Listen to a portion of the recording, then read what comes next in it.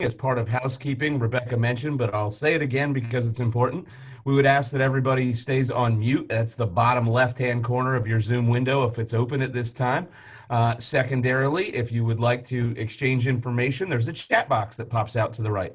That's located if you hover your cursor in the bottom center of the screen. And so you can hit chat, and that then moves that Zoom group chat open, and you can see all the information that you would like to exchange. That's also a great place where we might post questions this morning, and we'll get back into that as a reminder.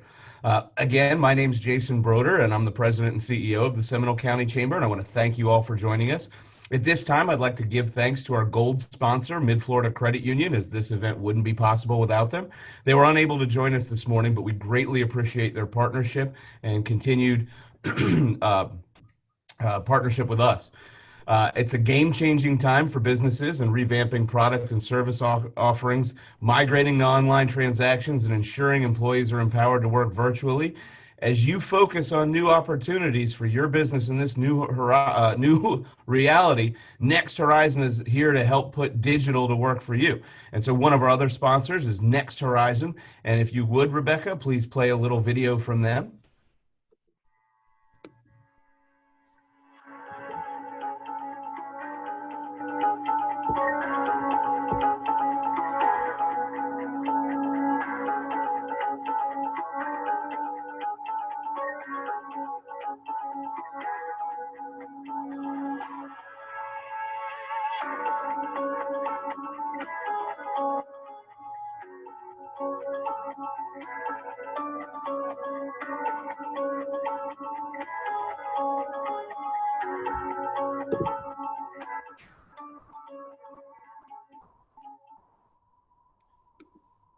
Thank you again, Next Horizon. It's always fabulous when technology works, especially when we have visitors and you want to impress them with how good you've gotten at the coronavirus transition. And so thanks, Rebecca, for making sure that's ready to rock and roll and go as we do. We also have some other valued sponsors of this event, Waste Pro, the Orlando Law Group, and Highland. Thank you all for your support of this wonderful programming.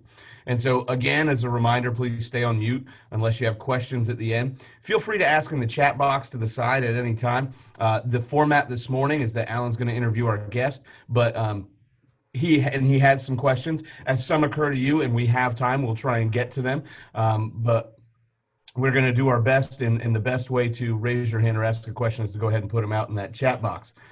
Once the speaker begins, for those of you who are not the Zoom pros that some of the others are, it may be best if you in the top right, you can see that you're in gallery view where you can see everybody's faces. If you click speaker view, then it gets a larger shot of just the person speaking. And that may be the best way to view the interview this morning once we get started. And so let's begin our virtual program today. I'd like to introduce to you Alan Bird. Most of you know with Bird Communications, Bird Connections, that does a lot of marketing for us. He's going to be interviewing our speaker this morning, Peter Schorsch, publisher of Florida Politics. And for those of you that don't follow that as closely as some of us, for more than a decade now, Peter has been kind of the influential source statewide in politics for all kinds of news that happens. His Morning Sunburn, that's published long before most of us wake up, is the must-read every day of what's going on, whether it's national news, Florida news, whether it's things that are happening in the government and the Capitol today and this week. All of that is published every morning through Peter. So with no further ado, I'd like to turn the program over to Alan and Peter. Alan, take it away. Well, I will say, Jason, you just took about 2 minutes off of my talk because that's what I was going to say about Peter. Anyways, we did not coordinate that. I apologize. That's okay. The only thing I would add is that if you're interested in politics or anything about the decision makers in Florida, make sure that you follow Peter on Twitter, follow Florida Politics, read make sure you check out their website and their Facebook page. And I do want to give a plug. He's not with us today, but Scott Powers, who is their local reporter, is one of the best political reporters in all of Central Florida. So this is quite an honor to have him here, and it's interesting as newspapers and the news industry has made a change from the traditional print and TV into more of an online presence. Peter has really been at the forefront and the leader of that. So let's go ahead and get started on this and just jump right into it, because Alan, if I Um, could real quick, I would also like to, for the benefit of the viewers, point out that Peter is doing this from his vacation. So that is not a virtual backdrop. That is his actual RV, and so thank you again for doing this during your time with your family, Peter. Go ahead, Alan. Sorry. Yeah, no problem. For those who don't know, in about 30 days, the first ballots will be dropped for the 2020 election. They'll be sent to military homes and oversee ballot places on July 4th. But this is going to be an election that's unlike any other. So, Peter, why don't we just start out? Talk a little bit. First COVID, now the protest. How are they going to alter the elections, both the ones in August and in November? Well, thank you very much for having me this morning. Big fans of the Seminole Chamber, big fans of all of you all. I think we did something during session. That was great. I appreciate all the questions. Yes, I am on vacation. We're in Lake Oconee. In the background, that's the RV right there that we leased. I got to tell you, if you ever do go on an RV trip, please be sure to bring your bartender, your mechanic, your handyman. It is a lot of work. So it's nice to take a break from fixing whatever is in there. I saw a tweet yesterday and it made me laugh. Does anybody remember when the president wanted to buy Greenland? And you think about like that was an actual thing. And I don't even remember when that was, but it just seems like so quaint at this moment right now. And it seems like everybody is in the business of trying to identify what year this year is like, whether it be 1918 with the Spanish flu, whether it be 68 with the riots in the streets and the assassinations and the civil unrest. Is it some year out of 1300 when the plague ravaged most of Europe? And somehow we've got all of this in one year, and it is amazing. Like just from a personal level. And it's why I'm kind of on vacation, but not even really on vacation. Our team of about 15 reporters, we've been working 7 days a week for the last 5 months. And like we actually instituted mental health days just because, we went from round the clock coverage of the legislative session into round the clock coverage. I think about the day when Carrie Pigman had to clean the Florida legislature. I mean, and that seems like years ago, but it was only a couple of months. And now we enter into, this period of civil unrest and the unanswered question of institutional racism that's just, that has plagued our country since the first day, a slave arrived in Virginia. And so, I would be remiss I would be like, I'm so out of the predictions business in a lot of ways, other than to say, when you have 40 million unemployed Americans, when you have the threat of, absolute death for anybody over 70 years old from a novel coronavirus, I think you have to say you don't know what's going to happen. And I think you have to, I think I think both sides, Republican and Democrat, can find reasons why their side is going to win. I look at President Donald Trump, and I think, yes, he is probably, if he were to win re-election, he would probably do it by losing the popular vote. But the Electoral College has I think, a Republican tilt to it. And then I look at Joe Biden, and why can he win? And I see, that he's up 10 points in the latest Washington Post ABC poll. This whole thing, and this is a bad metaphor for it, it's not necessarily appropriate, but I remember in, I think, 2005, I went to the Kentucky Derby. And I was on the infield, and it's loud for that minute and a half. And then all of a sudden, it's very quiet. And it was because basically two long shots had come in. I think it was Giacomo and another one. And the superfecta ended up paying $600,000. I think this is a time when you should bet on long shots when it comes to politics. There are some state house candidates who none of us have heard of. that if the wave hits one way or the other, you know, we could be ushering in people that, and so that we totally didn't know. And so, you know, I say to the Seminole Chamber, you know, the very definition of establishment in a good, positive way.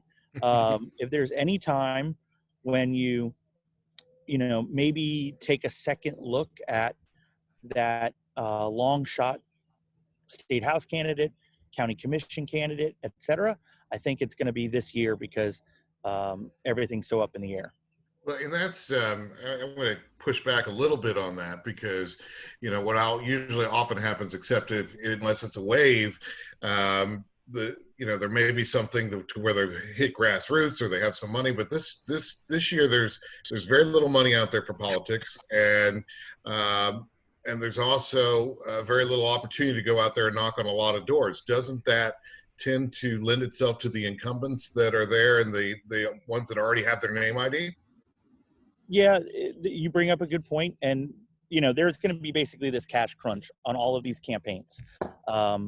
You know, a $1.5 million legislative or county commission race is probably going to be lucky to get to 600 or 700,000 at this point. I mean, it's not that the money isn't out there, because I don't think the very top, I mean, the stock market is still booming, et cetera. But I think people will use these situations as an excuse not to donate. And I still think that there's money out there from the institutional donors, the corporations, and they're not taking the same hits that the small business owners and so forth. So the $25,000 checks from the electric companies are still out there. So I think there is going to be a cash crunch, but it's not going to be as overwrought as people think. I think that candidates evolve, and we're seeing it. You know, Jason was talking about it at the beginning, that he's gone to all digital. The candidates with that incredible, you know, everybody's been preaching social media for, you know, a decade now. Now it matters because that's the only way you're able to, you know, to communicate with people. Zoom, you know, and all of that. You know, we've seen people adapt very quickly to getting their message out. I just still think that, you know, like I think like state legislative candidates that are incumbents, they are going to have to answer for they're going to have to answer for all of the failings of any level of government. So it's like, you could be awesome on an issue, but if the person hasn't been able to get through the unemployment system, they don't care about your record on, you know, on schools at this point. And so I just think that, you know, in Florida, if we put it out there where there's, I think it's like 700 and something thousand people, you know, is the operating number right now. I don't know how those people vote. I don't know if they're Trump voters. Are they upset? And do they leave him? Are they Democratic voters and are just upset with the system so they don't turn out? You know, I think the unemployment issue is the number one issue when it comes to motivating voters. I really do. Separate of even the civil unrest right now, I think the unemployment issue is the big, you know, I think that's the thing that, you know, jeopardizes Trump winning here, and probably, you know, any of the establishment candidates or incumbent candidates. Well, in many cases, I think, you know, it's going to come down to a lot of the party politics, and we're really playing with this kind of middle, maybe 5% of the electorate that can go one way or the other. And that, you know, when you start getting down ballot from the presidential, that party politics on the state races and some of the local races in Seminole County plays it. But in Seminole County, it's purple now. And so how purple truly is Seminole County right now compared to a lot of the other places in the state and how it used to be? I think Seminole County is probably the second or third most important county in terms of a bellwether at this point. I still think Hillsborough is a bellwether, is probably the most important bellwether, maybe the most important bellwether in the country right now. And it's trending red to blue. You know, Pinellas used to be there, but I think Pinellas is pretty, you know, Pinellas goes back and forth so often. And I feel like Volusia County has kind of gone from blue to red, kind of offsetting the movement in Hillsborough. And that kind of surprised people that Volusia, Daytona has moved that much. And so, goodness, can you say that the presidential election is going to be, I think it's a matter of degree. I think it's going to happen no matter what. It is going to go, from red to blue, at least for the foreseeable future. And it's a matter of how much of that is going to happen right now. And so, and me, I'm going to dial up into it. It's like Scott Plakin is a wanted man. He is. I really like Representative Plakin and so forth, but you've got. If you see him losing on election night, I think you're going to see the Republicans lose Florida, and I think at that point, the presidential election. And I don't. That race should not be in play. He should have, $3 million, and Tracy Kagan shouldn't have any momentum. But the Orlando Sentinel is letting her write, op-ed columns and giving her basically free advertising at this point on the unemployment issue. And so Representative Plakin is going to have to answer for an unemployment system that he didn't create. But I don't even know how many unemployed people there are in his district, but every one of those people, man, what else do they have to do except go out and vote? Wow. Jumping down, is there any other legislative races that you're particularly watching in Florida? And with that, Bob Cortez, we've got an interesting race. Lost the election 2 years ago, is back in it a little bit late, but are there any other legislative races that you're looking at? Okay, so, let's start with the Senate. And I think that, all right, so the Senate, the Democrats really had their shot at the Senate in 2018, and they blew it. They overextended. And remember, we should caution everything and say, no matter what you see in the polls, no matter what I say, the Florida Democratic Party has a unique and unending ability to snatch defeat from the jaws of victory. They could be at the one, they are they are the Cleveland Browns. That running back, I think it was Mack, going against the Broncos in '86, and they could have the ball at the 1 yard line, and they will somehow come up with a way to fumble it. And so, as competitive, there is no doubt. Let me say this. Let me double down on that. There are going to be some Democratic candidates, like a Tracy Kagan or whatever, that are going to look like they are within spitting distance of beating Scott Plakin, and the Democratic Party will inexplicably abandon her or not get the resources to her, or they will just screw it up. And they've been doing that, very well for almost 2 decades now. And so I don't have any reason to believe that they've changed their operation in the last year and a half, when their top, when Andrew Gillum, up in 19 of 20 polls, decides to not spend his last $5 million and ends up losing by 33,000 votes. And so it's just like, I'm not convinced that that's not going to happen. So they had their shot in 2018. The Senate did. The problem for the Democrats this year is there just isn't enough on the field for them to switch the majority. There are 2 seats, Senate District 39, and this Senate District in your all's neck of the woods, Senate District 9, that are the big battlegrounds. But just as to criticize the Democrats, I don't know if there's a better operation than the Florida Republican Senatorial Campaign Committee, the FRSCC. That is the organization that's going to be, coming in for Representative Brodeur and for Representative Anna Maria Rodriguez down in Senate District 39. They're going to have, even in the current economic crisis, they're going to have tens of millions of dollars. They're going to have probably they have the best campaign consultants and operations. And in fact, just to close the loop on how good they are, if you all remember, there was a nugget, I think 2 years ago, Bill Galvano, the Senate president, runs into Corey Lewandowski, the aide to Donald Trump and campaign manager, and they get into a spat at the Washington airport because Corey Lewandowski wants Galvano to acknowledge that Trump won the elections for all of his senators, and Galvano's like, hey, I raised $40 million on my own. Maybe in places like Jeff Brandis's district in Tampa Bay, et cetera, maybe all of these races we picked up an extra 1,000 or so, and that is why that led to the statewide wins for Republicans. And so that's the operation that's on the other side. And so I look at those two. Now, a couple of interesting notes have happened in the last week. Tom Lee has resigned in East Hillsborough. That seat is open.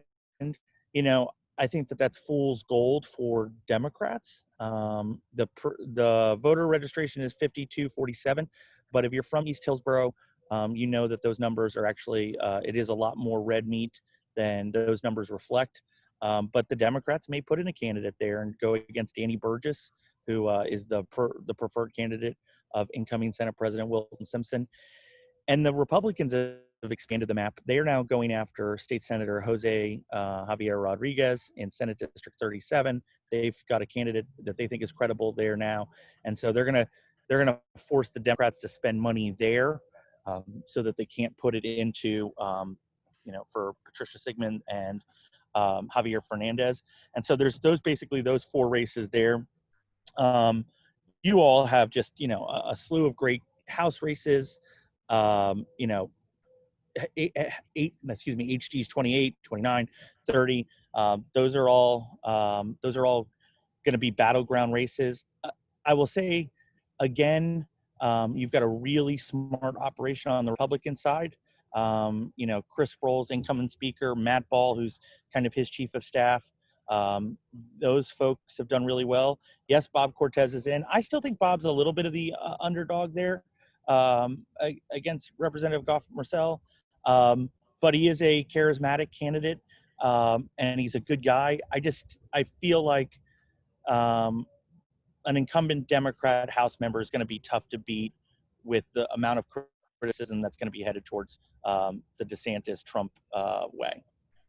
One of the things I want to, one of the reasons why Republicans have been so dominant in Florida over the past 2 decades is they were very quick in their ability to understand how to capitalize on vote by mail. I remember, golly, probably 10, 15 years ago, one of the elections where Republican House members had the election won from absentee ballots before election day.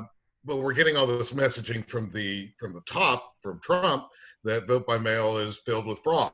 How are the vote by mail issues that are coming down from Washington going to affect the races here in Florida?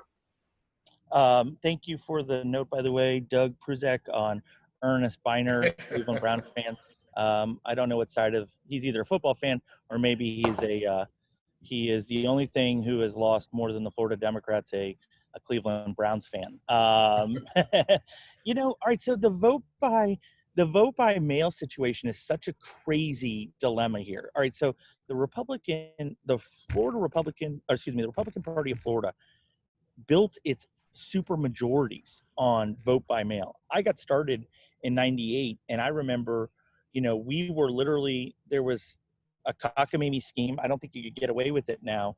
But Jeb Bush was sending out these big postcards to people where you would request absentee ballots, and you thought you were requesting an absentee ballot from the supervisor of elections. It actually went to a P.O. box that the Republicans had control of, and Republicans would go turn those in, and they would take the Democrats, and somehow those would not get turned in. And that kind of stuff happened all over, and that's what helped lead to that 537 vote win in 2000, was that kind of savviness on getting Republicans to vote by mail. And it is what they've done for, again, the last 20 years. And you always see the election results that way. When they come in, Republicans, when 701 happens and the first results get posted at a supervisor's office, Republicans dominate on vote by mail, especially because so much of the military vote goes towards Republicans. And then it's a matter of what was the turnout on election day, and do Democrats catch up? That's kind of switched a little bit lately. Democrats have gotten better. Florida Democrats have gotten better about early voting, especially with souls to the polls, getting out African Americans on the 2 Sundays before election day. But what I don't understand, and what a lot of Republican consultants don't understand, is President Trump's conspiracy theories. There's no other way to say it about voting by mail. If I were the Democrats, I would take all of President Trump's tweets about vote by mail, and I would spend tens of thousands of dollars promoting those out on Twitter so that Republican voters didn't, just suppress their vote, and have them, question whether or not they should be turning their ballot in. And then come November 3rd, the inevitable storm will come through Florida, and then election day turnout isn't as good as it should be. I mean, the establishment Republican consultants build their entire operation. It also plays to the Republican advantage on fundraising. If you have a vote by mail campaign, that's a 45-day campaign, and that takes a sustained effort of calls, follow up on getting those ballots harvested and brought back in, etc. If you have a $1.5 million treasure chest versus your candidate who has $600,000, you can't stay up on TV for those full 6 weeks, etc. So it's like, I am baffled. And in fact, I will say that if there's any reason why Republicans end up losing, it will be because the president has so undermined the idea of voting by mail in Florida. It's inexplicable. It enrages every Republican political consultant that I talk to. Yeah, absolutely. One of the most important issues, I think, as far as politics go, that nobody's talking about is redistricting. And every 10 years, Florida goes back and redraws their districts, and whether it's Republicans or Democrats, the history of Florida is they draw the districts to help Republicans or Democrats depending on who's in power. That's going to take place after this election. So whoever's got the power in the House and the Senate will be drawing the districts for the next 10 years. Why is that not being talked about? And is this going to become more of an issue down the road? Let me go the opposite way on this one and throw out a good, Peter, this is going to be one of these predictions that somebody's recording right now and is going to make me eat it in 2 years. But what if I tell you, I don't think redistricting happens on time for the 22 election cycle, because the census gets delayed because of the pandemic and the coronavirus outbreak, and therefore you don't have reliable, good numbers, and they get litigated. Let's say that you get a Democratic president in there, and nobody trusts the census numbers. I just have this 1% to 10% feeling that the Republican establishment is going to somehow look for an excuse to delay redistricting as a way to extend the majority for an extra 2 years. I think that Democrats would go along with that because the people in office basically would somehow get an extra 2 years on their term. I'm sure I'll have more crazy predictions this morning, but that's my crazy prediction right now, is that redistricting does not happen in time for it to impact the 2022 elections right now. I think the redistricting argument is a little overwrought. These are Democratic state Senate districts. These are Democratic congressional districts. Remember, the Republicans did draw them in 2011 and 2012, but they ended up getting redrawn by basically the Florida Supreme Court in 2015 and 2016. Everybody thought the Democrats were going to be able to win, additional seats. And, while the Democrats have chipped away maybe a seat at a time, the idea that redistricting was going to save the Democrats has just not happened. It has as much to do with geography and the idea of the spoke theory that, Democrats live here and Republicans live on the offshoots, and it's so hard to redraw those seats and not violate it. Some of the fair district laws contradict each other, and so it's so hard to draw. It's so hard to erase the map and redraw it in a way that Democrats can win. The only thing now I could say about that is are enough of the demographics changing, like Osceola County, et cetera, is enough happening there in terms of bringing Latinos and Hispanics into those areas. But even then, you know, look at what happened at the top of the ballot with like Rick Scott. You know, he is so able to campaign to Hispanic voters that he was able to, you know, I think he ran 45-55 to Bill Nelson. And so I just, I wanted to say to the Democrats, like, stop putting out redistricting as like this, like, you know, end all be all, that it's going to get them back the majorities in Florida. But redistricting did cost Mike a seat. You know, that Mike changed Stephanie Murphy, and I think one of the things that's being watched here, and your prediction comes true, I think there's going to be some disappointed Republicans in Seminole County because the redistricting has looked at. There's been this hope that there'll be a more Republican-leaning district carved out for the congressional races in 2022. And that was one of the questions: is if that happens, because we'll get, you know, census will probably give us 2 or 3 more congressional districts. Who's the leading Republican frontrunner for Congress out of Seminole County in 2022 or now 2024? Well, is Lee Constantine still on the? Does he want to go to DC? You know, let's ask. You know, does he want to give up that spot? You know, I guess it's going to be a matter of, you know, I let me start over and say, like, usually when it comes to an election, we're able to see at least the contours of the election afterwards. Like, we, you know, in 2016, we knew that Adam Putnam and Gwen Graham were going to run. Now, we didn't know that they were going to lose, but we knew that they were going to run. In 2014, we knew Hillary Clinton was going to win. We didn't know that she was going to lose, but we knew that Jeb was going to be there, Marco, et cetera. I don't know what the contours of 2022 look like at all. I mean, yes, I know that Ron DeSantis is going to run for reelection, but that's about it. I mean, you know, we could be, if Trump loses and loses bad, it could be a complete realignment where, you know, Democrats, you know, just totally solidify that. And you think about it, who is the swingingest of swing votes? It is suburban, suburban, upper middle class white women. And man, if that doesn't read like Seminole County, I don't know what is. I mean, that just, I mean, it might as well be on one of those signs when you welcome to Seminole County, home of soccer moms. You know, that is who speaks to it. And so if a realignment comes, I think that that's going to be the way. Now, if Trump wins, I mean, I don't even know why the Democrats get out of bed anymore. I mean, it's just like they should all just move to Canada at that point, because it's just they just will never. I just don't even know what they do at that point.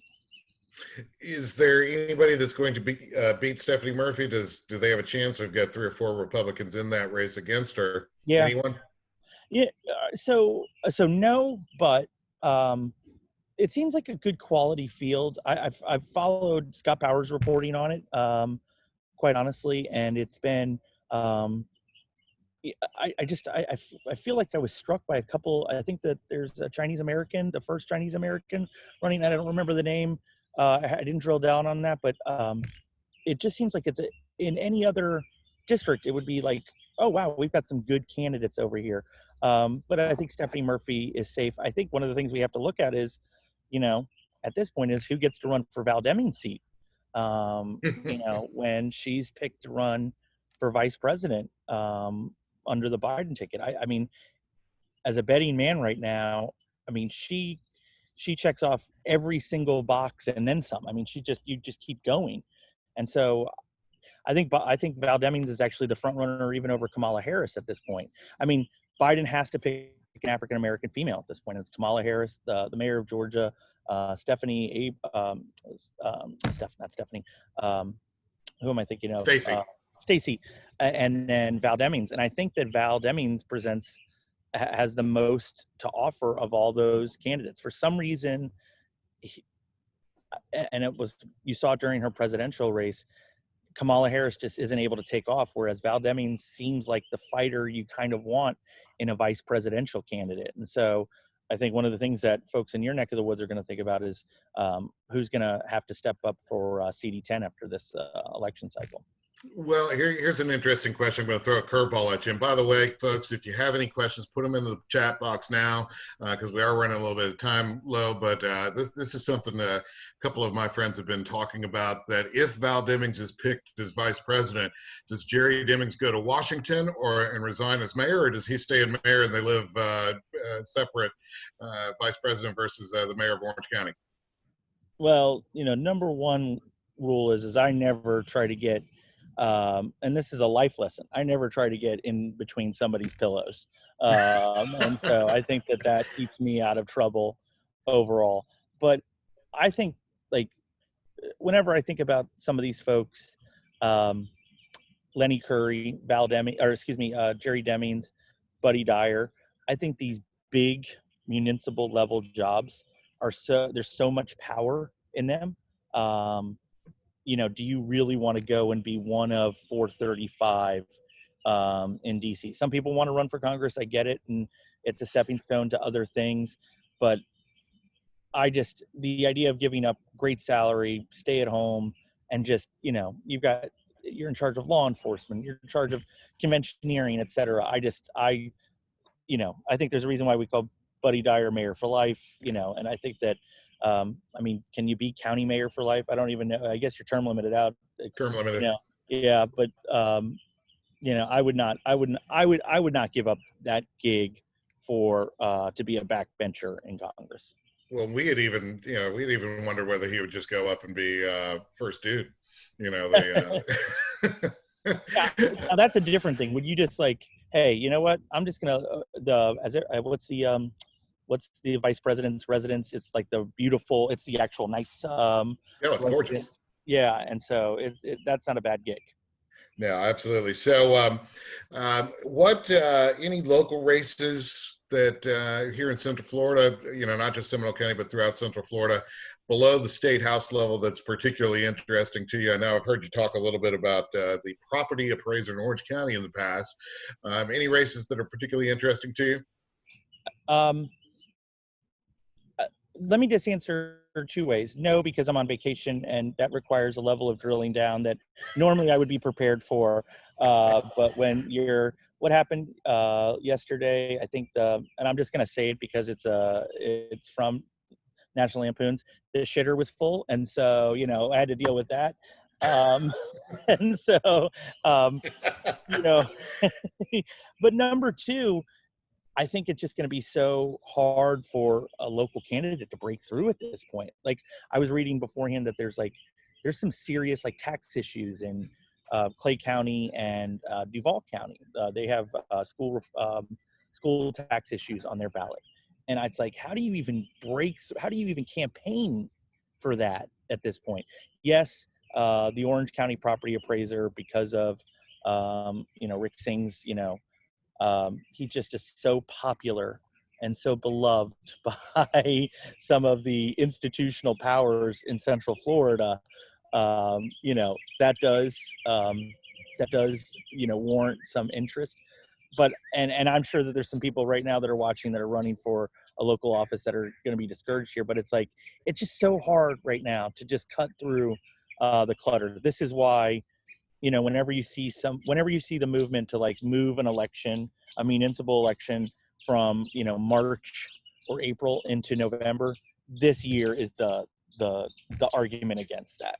Because you're going to be answering questions about civil unrest in Minneapolis when the main issue is, can we, the sewer in my neighborhood is overflowing. Thanks to Doug, who is our trivia genius today. Number one observatory circle is the vice president's residence. Yes. He also got the Cleveland Browns reference. So if we have any other Thanks, trivia Doug. questions, please ask Doug. He will be the answer on that. But he did have a question that if Val Demings is picked, how much play will that have in bringing Florida to the Democrats?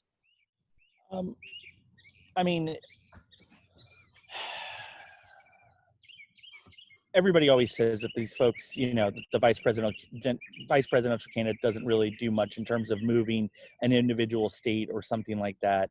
I think the way, if you look at how bad Rubio lost to Trump in the presidential primary, that's kind of an example of just, home field. There is no such thing as home field advantage. I think in some of these presidential races, her attraction will be, activating African American females, which is when they are activated, Republican or Democrats win.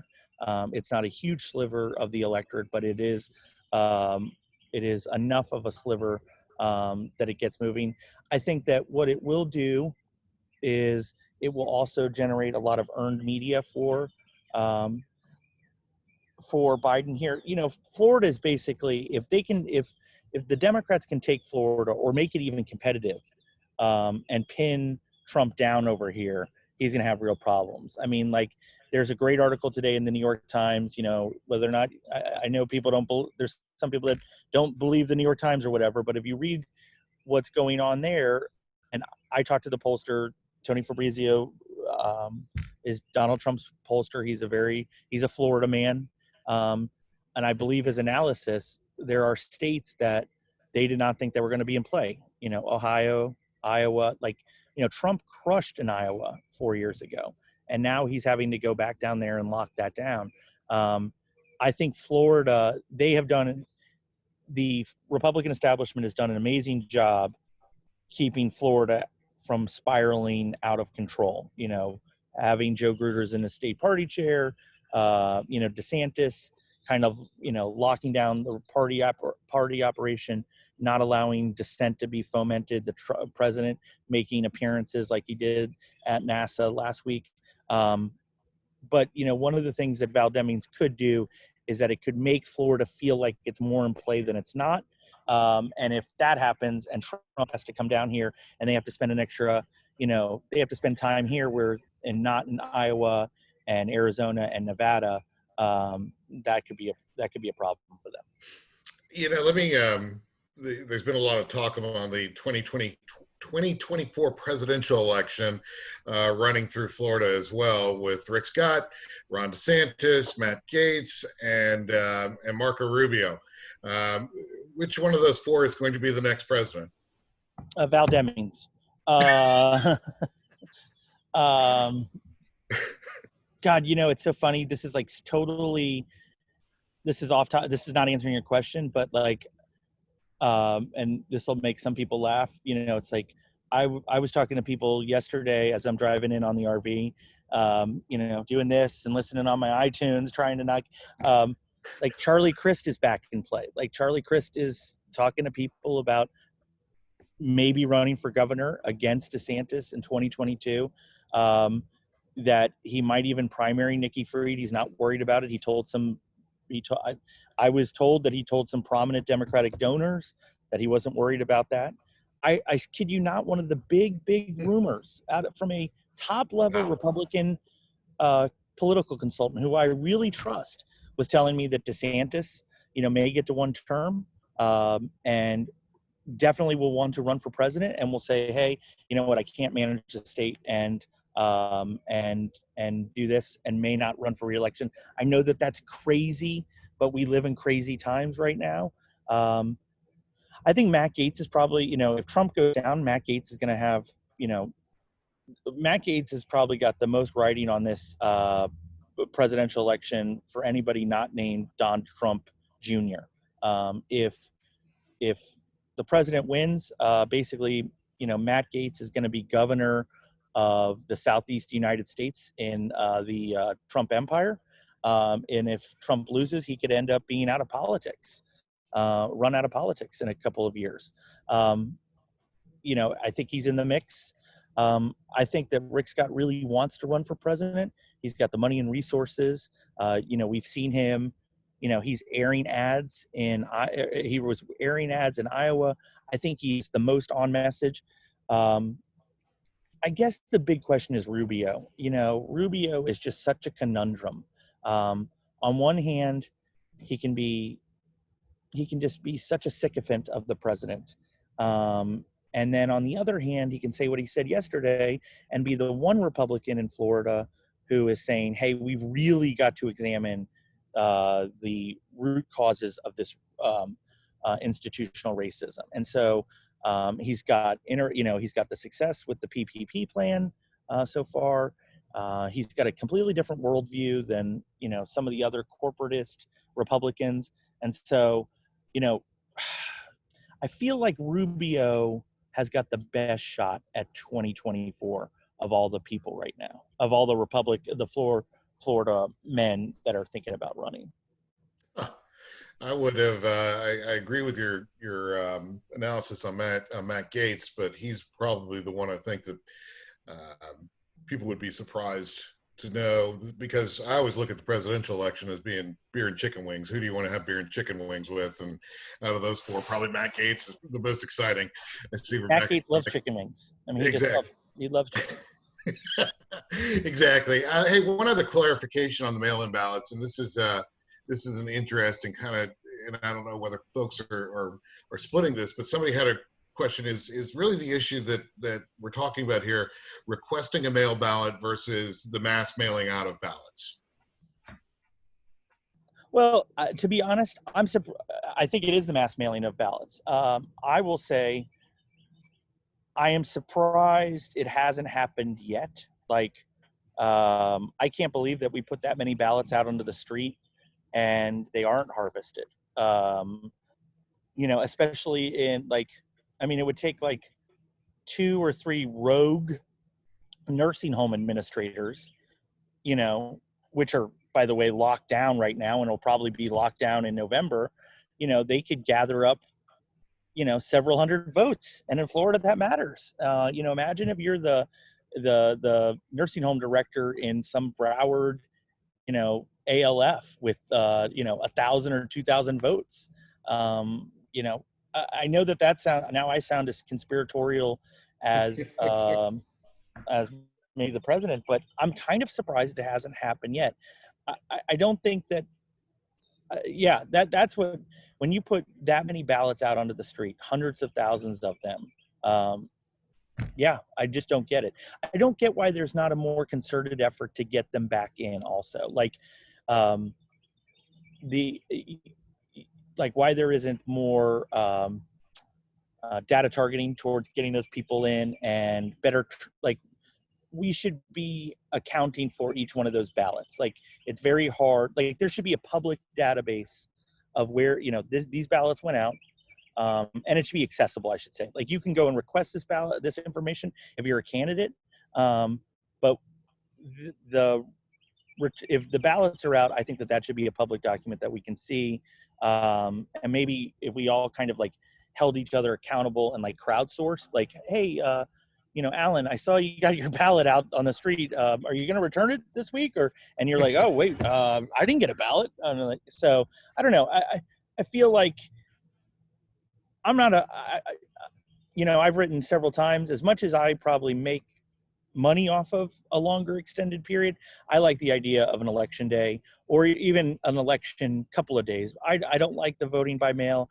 I think you should have to go down there, the way the Romans did, and you crossed over, the bridge, and you put your tablet in one of the baskets. I think that there should be something. I think we should all have to make the decision at the same time. I don't like this 45-day period for voting by mail. Well, and that's one of the issues with that. I ran a campaign against Earl K. Wood, who died halfway through absentee ballots. Yeah. So had a big campaign about where is Earl coming out, and I sent the press release right before I found out that he passed away the night before. So you just never know what happens in that. With that, I think we are done here. Any last thoughts, Peter? What's the one race that everybody should be watching? We didn't get to mention it, but the thing that will be driving a lot of state level turnout will be the minimum wage amendment at the state level. The John Morgan versus the Florida Chamber initiative. We haven't talked a lot about that, but I imagine there's going to be $25 or $30 million on the anti side. They will be driving a lot of turnout and messaging, and then it'll be interesting to see. John's got a kind of he's a 500 hitter. If he puts his back into it and stays in Florida, we've seen that he can get a pot amendment passed. But if John is traveling around to his 20 different vacation homes and doesn't put his millions in, I don't know that the minimum wage amendment will be. So that's our big statewide race that we should be talking a lot more about. Gotcha. Well, Jason, I'm going to turn it back over to you, I believe, right? I think that's correct. Thank you, Peter. Thank you, Alan. Thank you so much. And as everyone's starting to comment, Peter just has such a great global perspective on Florida politics and watches this stuff as closely as everybody else who's involved in the business.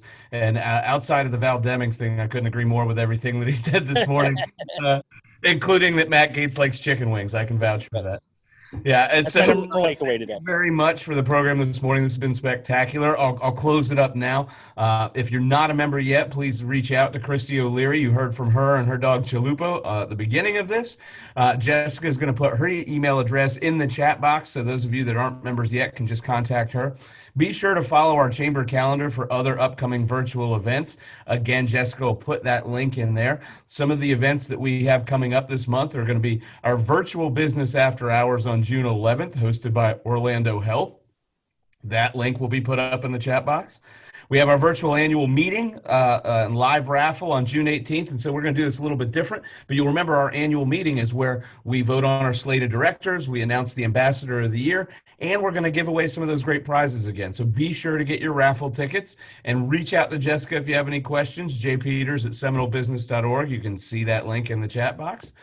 And then our professional women's luncheon will also be virtual this month on the 25th. And we welcome Lauren Miller from J. Wayne Miller and Company and Diane Cruz from the Orlando Sanford International Airport, as well as Trisha Johnson from Seminole County. They'll be inspiring us with their stories of juggling the work-life balance during the pandemic. Again, link in the chat box. See how easy this is to get connected when we're all on virtual? Also show your chamber pride by ordering your Stronger Together Tapestry t-shirt and support the chamber, which also helps support the Foundation for Seminole County Public Schools. Shout out to Gene Van Smith, who we saw on there, and the Foundation for Seminole State College. Shout out to John Gillen, who's on the board, and your community as a whole. You will find more information on that in the chat. Thank you to Mid-Florida Credit Union, Next Horizon, Waste Pro, the Orlando Law Group, and Highland for sponsoring this great event. And have a great Seminole County day. We hope to see you all very, very soon. Thanks again to Peter and Alan, and everybody who needs to have the links, they'll stay up there. Otherwise, as we wrap up yet again, 1 hour, thank you very much, and we'll see you at the next Good Morning Seminole. Thanks again. Take care, all.